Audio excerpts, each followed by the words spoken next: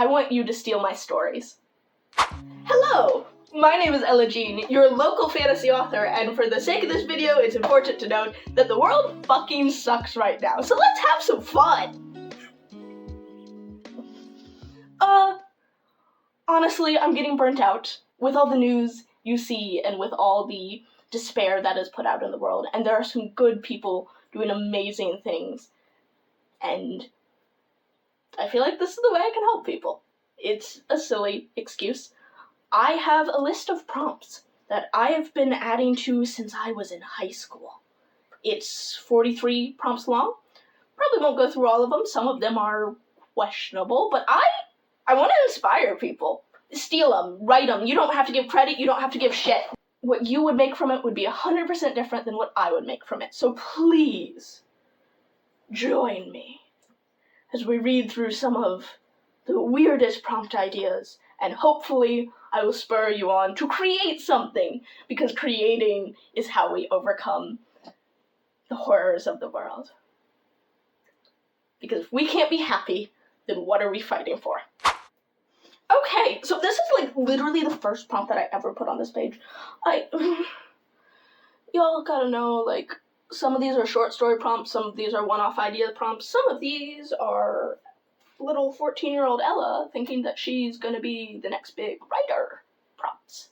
So, I was thinking, a world, for context, this one's a little bit stereotypical, but it's like a world where it's a utopia and everything is perfect and things are truly perfect either on the front or things are shady in the background, but whatever is front facing, everything is perfect. And then someone fucking shoots someone. They've never dealt with murder before. The literal laws of the world no longer have to worry about murder. And what do you do? What do you do in an unprecedented crime? I have no answer. There's a reason it's been on this list this long and not written. There's also basically a futuristic fantasy world where there's magical shit, and like they're called magical shit, like vampires, zombies, shit like that, dragons, mer people, but it's all been explained by science because we're living so far in the future. Like, vampires are a disease that people steal blood in order to have blood transfusions because there's a disease in their blood that is making them degrade and break down, making them sensitive to light. Dragons are genetically engineered reptiles and birds that just fly through the sky and are big scary dragons, but they're like literally some scientist in the lab cooked them up. Zombies, I don't know if zombies would fit in this world, but it's what I wrote down. Zombies are humans that have been brought back to life by science. Mer people who are like genetically engineered humans, or even if you go far enough, evolved humans who just live in the fucking sea now, but like have technology and phones. And werewolves being an advanced string of rabies. I think that one's just a common thing. And like all of this ties back to mutant radiation leaks. So you have fantasy world with like people with magic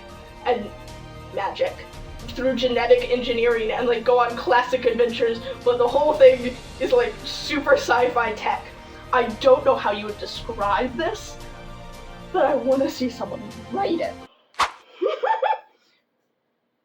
So, the story of a teenager in far, far distant past of random time who is put up to sacrifice to appease a god, only to realize the god's a time traveler, and they go on adventures together. I don't know, that one's just funny.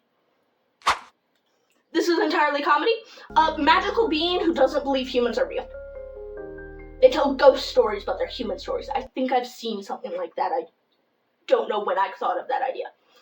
Definitely needs to be considered. Aliens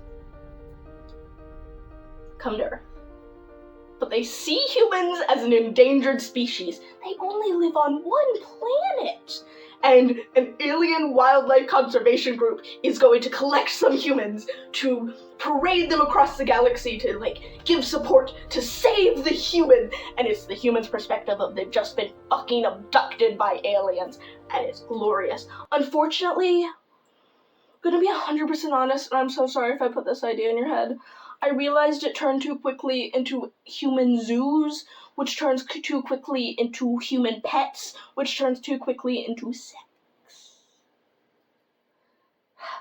So I never fleshed that one out. I think it would actually be really fun to go through and rewrite classic stories into LGBTQ. I'd come up with 2 of them, like classic fairy tales. One being Cinderella, where Cinderella is a trans girl, so the stepsisters don't see her as a girl, so she wouldn't be allowed into the ball and all that, and then a fairy godmother helps her transform and all that, and I think it would be a great message. And then Princess and the Frog, except for the frog goes to find the princess, and no princess is fucking working. So he's like, I am cursed to be frog forever, until he realizes if he just kisses a prince, that was where true romance is, because he's gay. Y'all, I think the gays need to reclaim more things.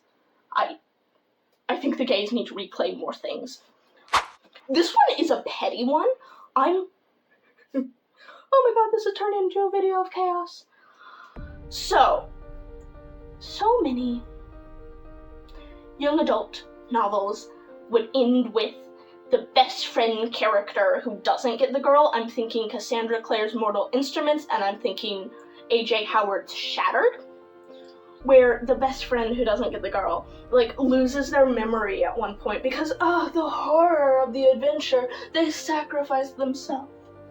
And I want a story from the perspective of the friend, realizing that magic shit's happening again, and realizing that, like, they missed out an entire part of an adventure, but their body knows the trauma, and they know things happen, but their friend is gaslighting them. That can very easily go horror or very funny. A lot of things can go that way.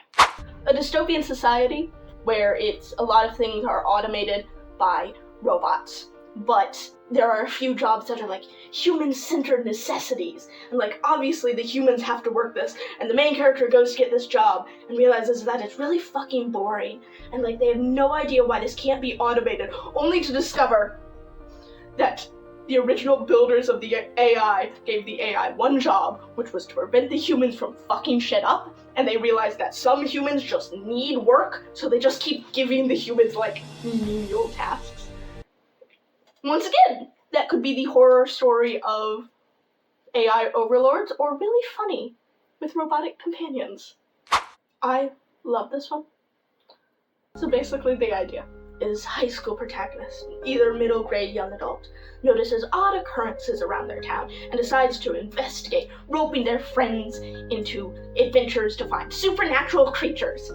Very stereotypical setup, very lovely, very nice. The friends get closer and closer, and this one friend is so convinced, but his other friends won't tell him anything, because obviously supernatural isn't real. Till he realizes all his friends are supernatural and they've just been trying not to tell him for fear that he'll freak out. And it's like, we are the ones causing problems, but I don't know, Jeremy's been pretty damn funny, so let's keep it up. Fantasy story where the main character goes through big long trials, meeting people, going on adventures, losing people, all to serve this greater purpose of saving the world from this darkness that's encroaching, only to realize that the problem was really easy to solve, and the monarchy just needed a good story and a hero to sell it, to regain and keep their power, and now the MC has to deal with the fact that they're basically a war criminal, and like that everything they knew was a lie, and everything they were raised for was a lie, and that like they've lost a lot of their friends over nothingness in order for a monarchy to have good PR. I don't think that one can be made happy. If you do, I'm concerned about you. This one's really stupid. A lot of these are stupid. But basically, the hero If you can't tell, I don't like the chosen one tropes. I don't like stereotypical tropes, and I like twisting tropes on their head, and they can make for really fun action. Basically, chosen one. Going to save all. Joins the villains. So now, like, the best friend sidekick that, like, was never gonna be the crush, the, like, strong person who's just muscles and no brain, and the cranky mentor have to team up to be the ones in charge of saving things, even though they were just supposed to be supporting characters who died. So, modern world, contemporary fans. Magical person, been alive forever. Really tired of the world. So they just start making videos online, being magical, and assumes, like, shit's gonna happen. But because social media exists and people lie so much, no one believes they're magical. They just believe it's special effects, so they start figuring out how far they can push it. That one can be fun. This is actually the one that started this whole video. I described a writing idea to my friends, and they told me that I had to write this, and I'm like, it's not a fully fleshed out story. So now you guys have to write it. Haha! Master Evil plan. Manipulating. Evil. Oh my god, is that like anime pose? Evil. Magical grocery store. They are trying to portray the air of being a bougie store that, oh, just humans don't understand why they're selling this. They sell blood, they sell vitae, they sell all the things that witches, warlocks, demons, supernatural creatures need to stay alive that is no longer really accessible in the modern world as humans have encroached so much in the magical community. Perfect plan. He can't get a lot of people to staff it, so he decides to staff humans. Because they're humans, they're not gonna know the fucking difference. Except for he doesn't realize what the world is, so he like pays cashiers $50 an hour to check out magical folks, and every single cashier knows that magic is happening, but have decided it's $50 an hour, and he yells at any of the customers who give us shit. It's better boss than we could ask for elsewhere. This one, I have no good explanation for this. Vampires and werewolves hate each other. Teenagers are dying by apparent suicide. Oh no. Really? Turning into vampires. Running away. But then those dead teens are appearing in car crashes, and they're like, we have a grave robber! Really? It's the teens being turned into vampires, then murdered by the werewolves because they both have to fight. I think that one came to me in a dream. Dream Ella is part of the cosmos and does not understand where her stories have come from. Anyway, moving on. Real simple. One line. A magical disease that spreads through learning about the disease. So how do you cure it? And it like does magical disease stuff, which like either drives them mad or like, oh, gives them superpower, you know, magical disease stuff, the sort of shit you see all the time. But now you can't tell anyone about it because they'd get sick. So you would have to have some like immortal beings who are immune, who can't tell their friends what they're doing, because if they tell them, they would get sick. But then of course it's the stereotypical hero trope of like, we want to know and help despite being able to be sick. And so like, they don't tell their friends, but their friends are trying to figure out what it is, and while the friends figure out what it is, they get sick. And now the friends have to treat the immortal friends have to treat their friends. Final idea. Basically, this is an entirely different magical system. If you haven't noticed, a lot of my magical systems are just use all the magic of the world. I have, shameless plug, for those of you who don't know, I'm writing a young adult contemporary fantasy called For Those Who Seek Magic that is about all magic being real.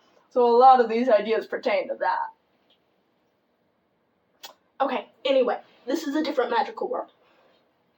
It's a race called the Woven who can stockpile energy through unweaving things, and in the unweaving things, they can turn it into magic and give immortality and powers. Very nice, very cool. Unweaving is to completely unmake a person's soul. Not just, oh, you're dead, but like, you no longer existed. It turned into a class thing really fast, because like, the people who can unweave have all the power. They give immortality to only certain people. It's like this wealthy class of people who some are immortal, so you're desiring to be young because, that means you were turned immortal earlier. You had the favor of the weavers. And like, you have class wars over who gets to unweave what, and the power that people have stockpiled in themselves is making them go crazy, but it's people and it's power, so of course they want more.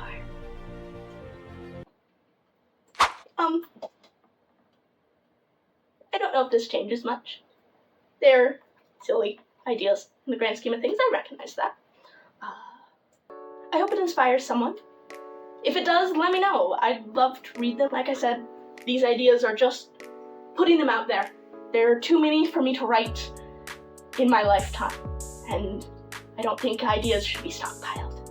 If you enjoyed this, follow along for more. This isn't the typical video I make. If you like it, let me know. This was Ella at 2 o'clock in the morning just ranting about writing.